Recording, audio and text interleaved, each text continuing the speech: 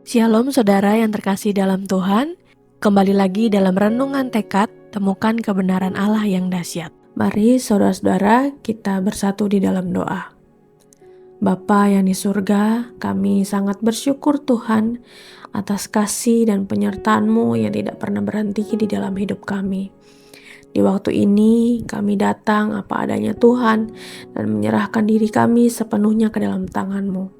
Bukalah hati kami dan pikiran kami agar dapat memahami firman-Mu dengan benar. Kiranya saat teduh ini membawa damai, membawa penghiburan dan kekuatan yang baru bagi kami. Hanya di dalam nama Tuhan Yesus kami berdoa. Amin. Renungan pada pagi hari ini terambil di dalam Ibrani 11 ayatnya yang ke-1. Demikian bunyi firman Tuhan. Iman adalah dasar dari segala sesuatu yang kita harapkan dan bukti dari segala sesuatu yang tidak kita lihat. Saudara-saudara, suatu ketika ada dua anak muda yang berlibur ke sebuah tempat wisata dengan jembatan kaca yang sangat tinggi di atas tebing jurang. Mereka adalah Andi dan Aldi. Si Andi begitu beriman melalui jembatan itu dengan cuek, ia tidak takut sama sekali. Sedangkan Aldi yang ternyata memiliki akrofobia berjalan dengan gemetar penuh kecemasan dan ketakutan.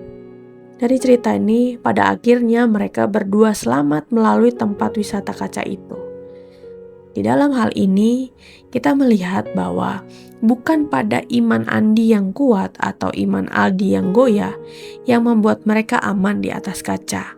Namun karena betapa tebal dan kuatnya kualitas kaca tersebut. Saudara-saudara, Timothy Keller ketika berbicara soal iman mengatakan, bukan tentang seberapa kuat imanmu, melainkan objek imanmu lah yang sesungguhnya menyelamatkanmu. Iman yang kuat pada ranting yang lemah jauh lebih rendah nilainya dibandingkan iman yang lemah pada ranting yang kuat. Di dalam kalimat ini berpadanan dengan kata-kata Tuhan Yesus sendiri. Sebab di luar aku, kamu tidak dapat berbuat apa-apa. Terdapat di dalam Yohanes 15 ayatnya yang ke-5 hingga ayat yang ke-6. Orang-orang Kristen sering salah kaprah ketika berbicara tentang iman. Bahwa iman adalah hasil usaha manusia lewat ketaatan dan kesalehannya. Hal legalistik agamawi sebagai tanda orang beriman. Saudara-saudara, kadang orang mengutip ketika Yesus berbicara tentang iman sebesar biji sesawi bahwa kita harus punya lebih besar daripada itu. Padahal Yesus justru sedang menekankan bahwa iman itu tidak perlu besar-besar, tetapi nyata saja sekecil biji sesawi sudah cukup untuk memindahkan gunung. Saudara, banyak orang mengaku beriman tetapi kemudian hancur imannya ketika kondisi sulit menerpa. Ia tanpa sadar beriman pada dirinya sendiri. Ia menyatakan aku orang beragama, aku orang benar, aku orang saleh. Sedangkan orang yang meski kecil imannya, tapi sepenuhnya menaruh iman itu pada Kristus, Injil akan menopang dan menyelamatkannya melalui masa-masa sulit. Karena Injil mengarahkan iman kita, semua bukan tentang kita, tetapi tentang Kristus. Mari saudara-saudara kita tutup di dalam doa. Tuhan yang setia, terima kasih untuk firman-Mu hari ini.